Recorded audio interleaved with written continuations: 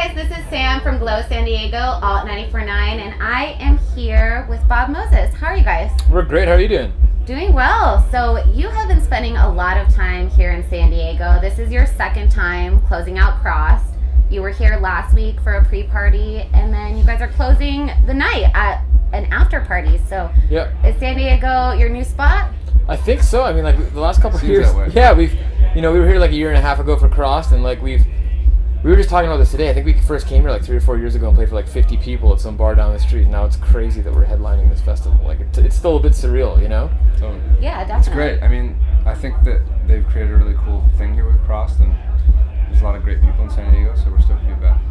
So you guys played the pre-party at Balboa Park on the 23rd. So have you been here for a full week, or what have you guys been doing between sets? Oh man, we've been more cities than I can count. Like it's kind of been hectic. Like we did that, and then I think the next day we went and played Ellen, and then we went on tour and something. It was kind of crazy. The last like month or two has been pretty insane. So it's all blurring together, but I don't think we've been anywhere for more than like a day. For sure. And so this might be a little bit of a cliche question, but your names are Jim and Tommy, but your name is Bob Moses. Is this a biblical reference? Where does your guys' name come from? We just like to make stuff as difficult as possible for people to find our music, really, you know? No, we were on like a little independent label in New York called Scissor and Thread when we first started, and you know, we weren't taking it all that seriously. We knew we wanted to make house music mixed with songs somehow, and it was started something that we didn't take seriously, and that way it was like sort of honest in a way, you know? Like we weren't overthinking it. And when we started finishing records, the label were like, you guys need a name. And the owner of the label, Francis Harris, dubbed us Bob Moses, which is sort of a nickname for Robert Moses, who was a city planner. And his sort of deal was he was the king of New York, and the label kind of wanted us to be the kings of New York, so it just kind of stuck. To quote Dave Grohl, you know, they said like if they knew the Foo Fighters would have been so popular, they probably would have picked a better band name. I think we can almost go down the same route. Awesome. And so you are coming out or have released your second album, which is a great follow-up to your single Tearing Me Up. And can you talk about your process or the creative process behind your guys' new work? I mean, we just try to write the stuff that we want to hear, I think that's all you can sort of do, right?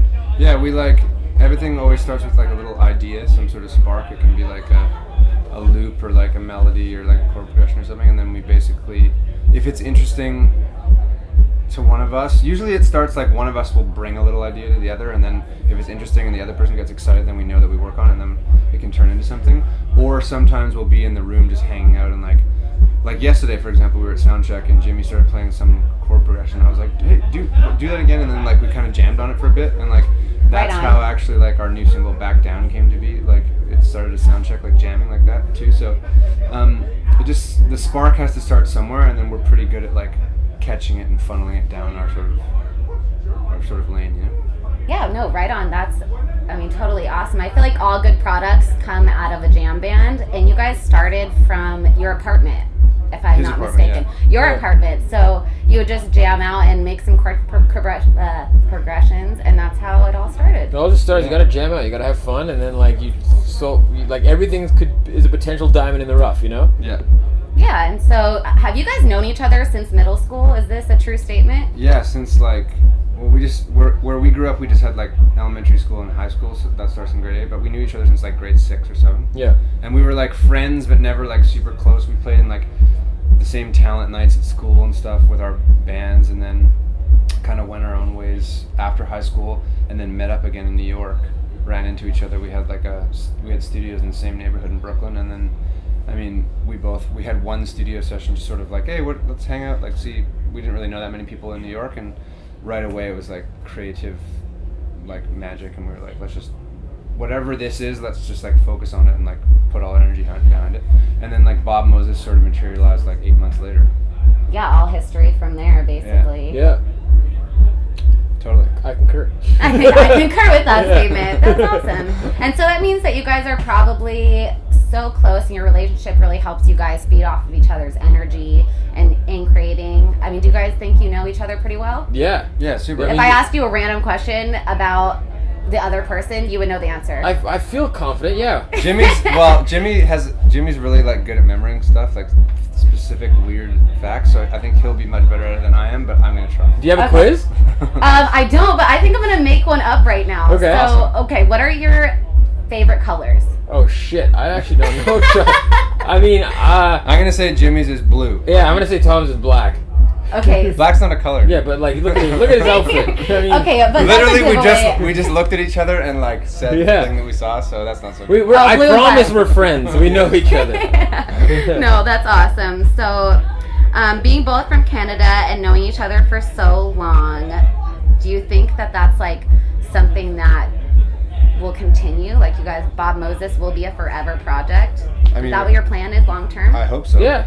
I think- mean, unless we get in some sort of like gigantic fight and Twitter battle and only talk through press and like, Yeah. you know, which I don't know. I don't understand. Like, we both are in it for the same reasons and we love it, and like everything is very diplomatic in our relationship, and like anything that we sort of disagree on, the other one, I don't know, we always prove the other one or vice versa, you know. Well, we're both very open-minded. Yeah. So I think Yeah. like, even if like one of us has a strong opinion, that never comes before being like open to being convinced, you know. And I Yeah. think that like we both respect each other a lot, and so like even if like Jimmy says something that I think is totally insane, which to be honest never really happens, but like he can like. And even if my judgment at first is like, ugh, what? Ew, no, I still like eventually I'm like, oh, maybe you're honest, and then we like talk it Yeah. out, and then like maybe we don't get right to that realization, but we go somewhere else. And I think like we're also like quite different. We're very similar, but we're also quite different in a lot of ways. Like, so I think that it sort of balances out quite well, you know. And so like, Of course. yeah, it's a nice. We're kind of really lucky. It's like it's more like a brother relationship, you know, like really close friends turn into brothers sort of thing. And so I think that it's a nice thing to have. Yeah, I love that. And so you guys won a Grammy, which is awesome. Congratulations. Thank you. So what do you guys have in mind for goals for the future? What is your guys' like kind of goal and mindset for your new work? I mean, I think trophies and trinkets are kind of like lame goals to have. Like, we never thought we were gonna win a Grammy, or we never like sure. we're super happy and like, you know, super grateful that happened. But like, we don't set out to make music to win awards or, you know, that sort of thing. I think just connecting with people, writing songs that are meaningful, that like sort of like, you know, when people write us saying that like you got us through a tough time, or like I identify with your lyrics, that to us is like more important than any sort of award or trophy we've ever gotten. Yeah, and like I think like to that point, like for both of us, music's been such an important thing in our lives. It's really helped us through stuff and help make sense of the world. So I think that if we can do that, if we can make music that's good enough for like as many people to have that real effect on, you know, like we're not that concerned with awards. We're not concerned with like being like sort of flash in the pan or like of the moment. I mean, it's good to be that way, but like I think that we're more interested in like the lasting, real, meaningful connection that people can have with music, the way that we connect with our favorite music, you know? Yeah, definitely. And so that's a good segue into the next question. So there's all these people out to see you tonight, and I'm sure they're curious as to who you used to go see before you guys started playing big shows and playing on stage and you were in the crowd. What's your favorite moment, you know, being in the crowd, or your favorite artist that you've ever seen? I mean, I got tons, but like even like as recently as last year, I went and saw Nine Inch Nails at FYF Festival and just sang my heart out, just rocked out. One that we had together, which was amazing, is we saw Soundgarden like Oh, play yeah. this like tiny little show for like 400 Don't bring people. up Chris Cornell around Sorry. me. Yeah. But like No. we couldn't get in. It was like Austin's. It was at South by Southwest. South by and it was in a Southwest. parking garage for 300 people. Yeah, on the roof, and like we at first like we ran up the opposite parking garage to like watch from the roof, and then our friend called us and was like, because he was like managing it or something, and the event, and he was like, we can get you in, and we like went in, and it was literally like, yeah, like 250 people and us just watching them, and they just ripped. Yeah, they And they That's were so crushed rad. it. They good. crushed it. Like, And, like, they played so all the that was- hits. We were losing our minds. It was amazing. Yeah. Yeah, if that was any of my go-to places that I want to be right now, aside from here, it would be Me at too. Soundgarden. Yeah. That's it.